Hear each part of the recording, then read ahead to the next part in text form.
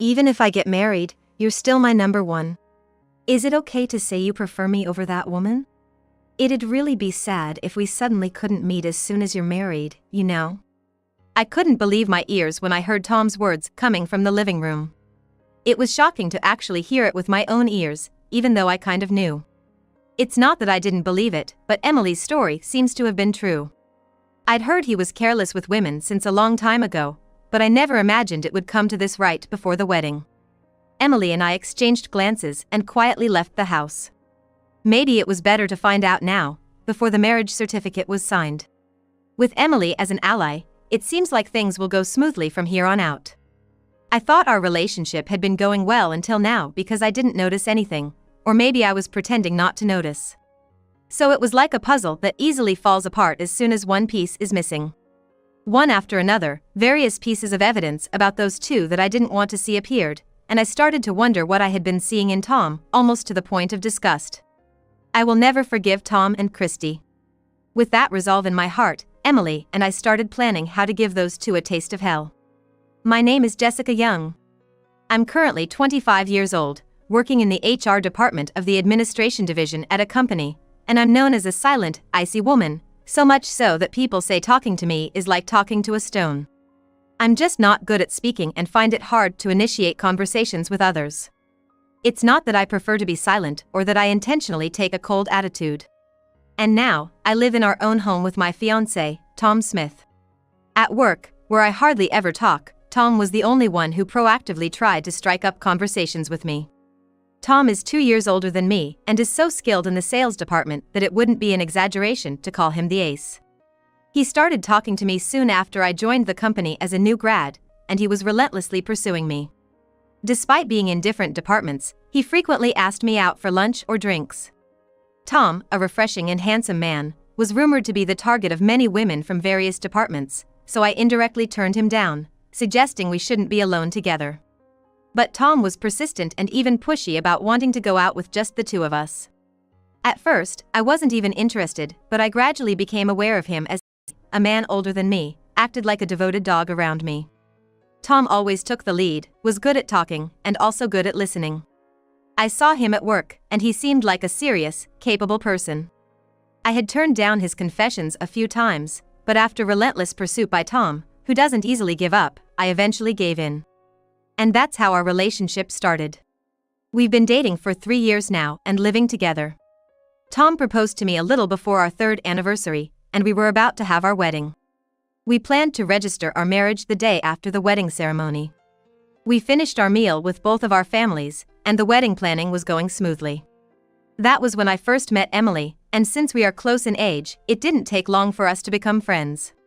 Emily has a friendly personality, and she proactively talked to me, a very quiet person. For the first half a year, I went to the wedding planning meetings with Tom and even went on a date after. But recently, as Tom started saying he was busy at work, I ended up going to the meetings alone more often. You can decide whatever you like, Jessica. I had started to feel that this phrase had become Tom's catchphrase recently. He was also coming home later and later, so I decided to ask him if it really was work. It's really work. I'm sorry for making you feel anxious. I'm just swamped with a big project right now. I'll try to make time from now on. Even though he said this, I couldn't fully accept it, but since he promised to make time, I didn't say anything more. I would just attend the weekly meetings with the planner and then we would go our separate ways. He did make time for me once a week, but he started coming home past midnight during the weekdays. He also started going on more business trips, leaving the house empty. We work at the same company, so I should understand if he's really busy, but looking at the sales department as a whole, they didn't seem to be that busy, and there shouldn't be any business trips. I feel isolated at work, not really having close friends there, and it's starting to weigh me down, making me feel uneasy. I decided to reach out to Emily, the only person I can talk to like a friend. We got in touch and made plans to meet at my house the upcoming weekend, 3 days from now. During those 3 days, Tom would come home late, so the only time we could have a conversation was in the morning. The day of our meeting arrived, and I hadn't even told Tom about seeing Emily. Recently, my conversations with Tom have been nothing more than good morning and have a good day. I wonder if I wait for Tom to come home, would we be able to talk? I also have work the next day, so I couldn't stay up late into the night. And as always, his business trips seem to fall on the weekends, so we haven't been able to have a proper conversation. Even when I send him messages, he just reads them without replying, and he only answers the phone once out of every 10 times I call. And when he does answer, he immediately says, "I'm at a client's place right now, and it's really busy," before hanging up. While I was pondering about Tom, Emily arrived at my house a bit earlier than the agreed time. We made small talk, and when I mentioned I needed some advice, Emily's expression turned serious. "Wait, my brother?" After I spilled everything, Emily looked shocked. But she quickly started speaking apologetically. "You know, Jessica, I've been debating whether or not to tell you this, but I think I saw my brother downtown during one of his supposed business trips. I wanted to believe it was just my imagination and didn't want to upset you. I'm really sorry." Hearing Emily's words made my heartbeat race. I gently held her hand, understanding how hard it must have been for her to say this, and she started to cry, continuing her story. "When I confronted my brother about it, he threatened me, saying, 'If you don't tell, she won't find out.' You don't want to make Jessica unhappy, do you? And with the wedding coming up soon, every time I saw how happy you looked, I just couldn't bring myself to say it. I'm so sorry, truly. Emily, it's not your fault, okay? I'm sorry, and thank you for bearing with this alone, for being threatened, and still telling me everything. You must have been really hurt." Emily broke down, as if she had been holding everything in. I also learned that Tom had a history of being irresponsible with women. I felt bad for Emily, but a part of me still couldn't quite believe that the kind Tom would cheat. To get a clear answer, I decided to hire a detective agency and told Emily about my decision. She agreed, saying it was a good idea. She wanted to be there when the results came back, so I promised to let her know when the agency contacted me, and we parted ways for the day. Waiting for the results, I was on edge. One day after work, I received a message from my mom asking, "Can you come to our place this weekend with Tom? We need to talk about the wedding." Since my parents live far away, it would mean staying overnight if I went. I messaged Tom about going to my parents' place together for the weekend, but he replied quickly, saying he couldn't get out of work. So, I ended up deciding to go alone and told my mom. I also informed Tom that I would be staying overnight at my parents'. However, as usual, he didn't reply to my message. The weekend arrived, and Tom left early in the morning, saying he had to work. As I was about to leave my house after breakfast, my mom called. "Jessica, I'm sorry, but your dad has the flu. We just got back from the hospital. Since Tom is at work too, can we reschedule?" "Sure, I understand. Tell Dad to get plenty of rest, and you take care too, Mom." I hung up, my plans now cancelled. Just then, the detective agency contacted me, saying their investigation was complete, and asking me to come to their office. I texted Emily to see if she could meet up now, and she could, so we both headed to the agency's office. After hearing the results of the investigation, we were utterly shocked. The person my partner was cheating with turned out to be Christy Grubb, a new employee at our company. She worked in the same department, in the same section as I did. She stood out because she was quite attractive, which is why I remembered her name and face. Even though I knew, I didn't want to accept the reality, I was desperately holding back my tears. We thanked the detective and decided to go back to my house to talk about it together. When we got home, I saw Tom's shoes, and next to them, a pair of unfamiliar black pumps. We quietly closed the door, trying not to make any noise, and crept down the hallway leading to the living room. "I've always put you first, even after getting married." Is that your way of saying you like me more than her? I mean, it's gonna be sad if we can't meet up after you get married. While you say that, you're also engaged to that stoic boss, aren't you? But you like me more, right? You little devil. We could hear the unwanted conversation coming from the living room. I couldn't believe what Tom was saying. Hearing it with my own ears, even though I knew about it, was a shock. It wasn't that I didn't believe Emily, but it turned out that what she said was true. I had heard that Tom was careless with women before, but I never thought it would come to this, especially right before our wedding. Emily and I exchanged glances and quietly left the house. We went to a nearby cafe, and for some reason, I started to laugh. Emily looked at me worriedly. "Emily, there's something I need your help with." "I thought so. I'll do whatever I can." And that's how we started plotting our revenge. From that day on, I stopped talking to Tom.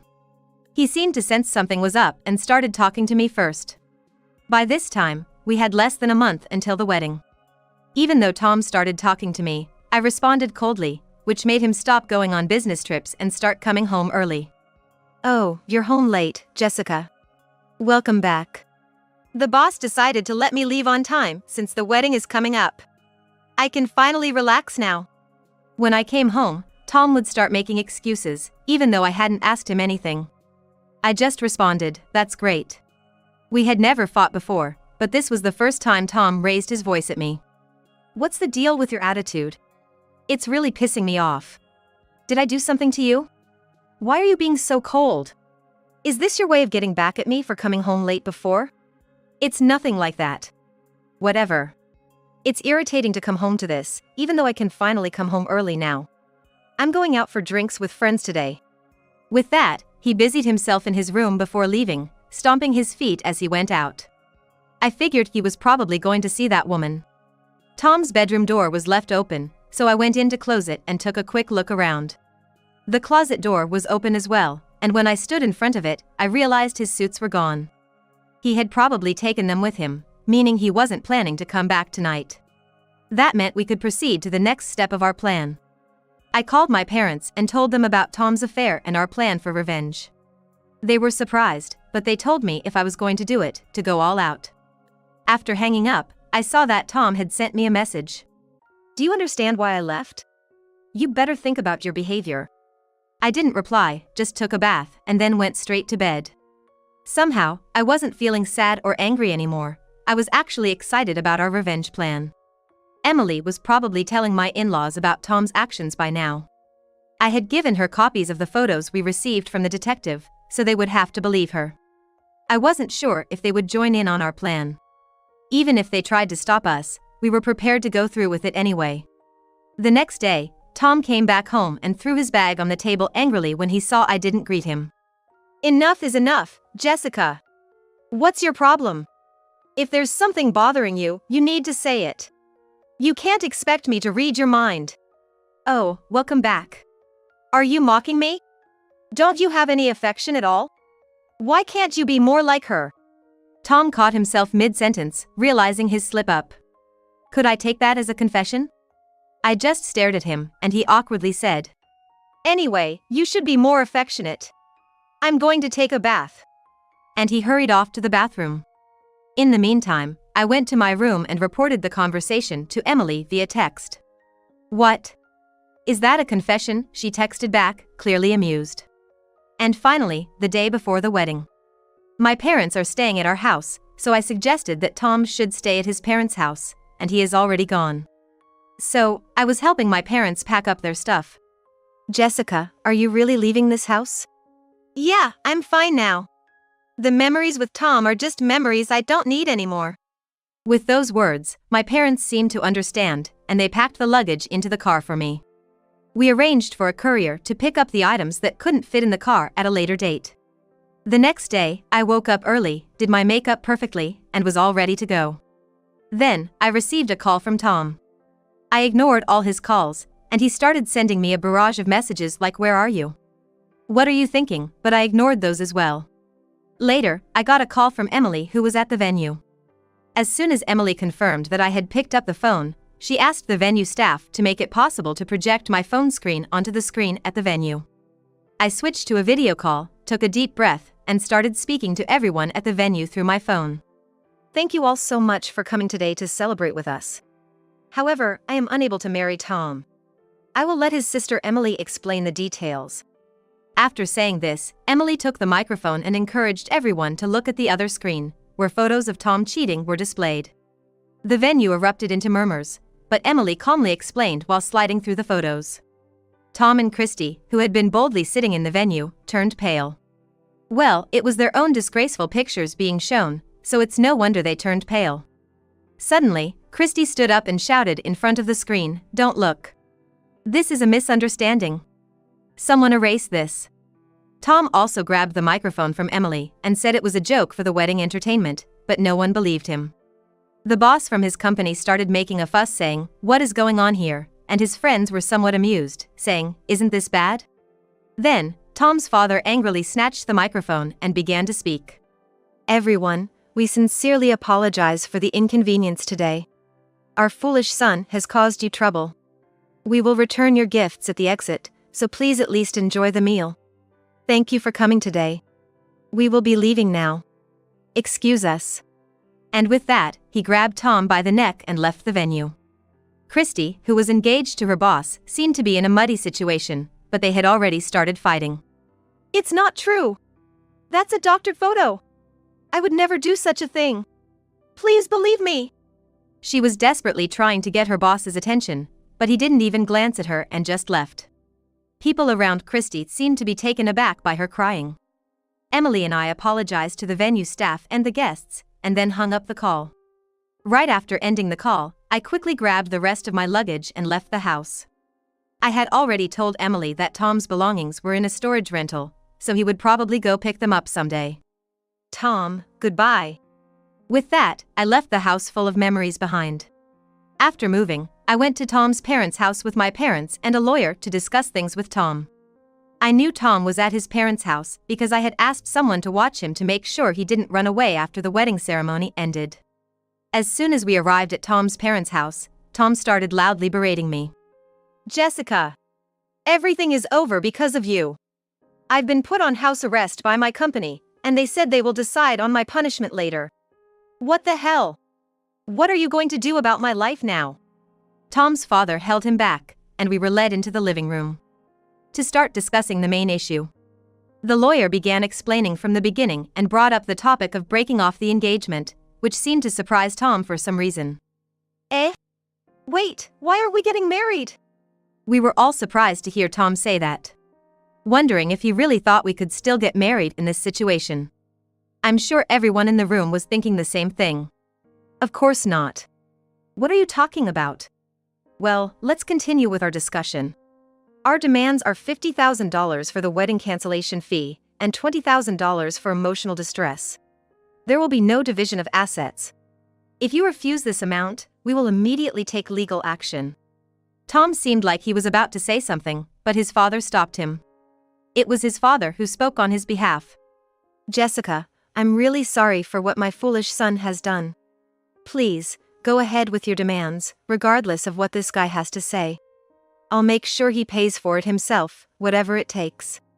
His father was trying to get Tom to say his apologies, to express his regret for what he had done. Seeing his sincerity, I decided to leave without saying anything more. As I left, thinking that it was all over, I realized that I was the center of attention when I got to the office the next day. But since no one talked to me, I was able to go about my work as usual. When it was time to leave, I was about to head home when someone called out to me at the entrance. I turned around to find Christy, with a look of rage on her face. "It's all your fault. Because of you and your meddling. I was this close to marrying into wealth, having a handsome lover, and living a happy life. I will never forgive you." Just as she was about to attack me, Christy's former fiancé came just in time to restrain her. "This isn't Ms. Young's fault. I had my suspicions about you from the start. Besides, your extravagant spending was getting out of hand. I would have called off the engagement regardless of this situation." With that, Christy broke down in tears right there. He called the police, and they took Christy away. She was given a stern warning by the police for attempting to harm me. The next day, I thanked him and thought I could finally get back to my normal life, but it wasn't that simple. I accidentally answered a call from Tom. Thank goodness. I finally got through to you. Jessica, can't we start over?" What are you talking about now? It's impossible. "Well, I'm gonna pay the alimony, so I can live in that house, right?" I couldn't believe what Tom was saying. The house we lived in was a gift from my parents for our engagement. And it was in my name. "No, I sold that house, though." "What? Why are you deciding things on your own? The house is community property, right? You should deduct the money from the house from the alimony. First of all, that house was bought by my parents under my name. It doesn't count as community property. Talking to you is giving me a headache. Don't call me anymore. Goodbye." Tom was still saying something, but I hung up without listening and immediately blocked his number.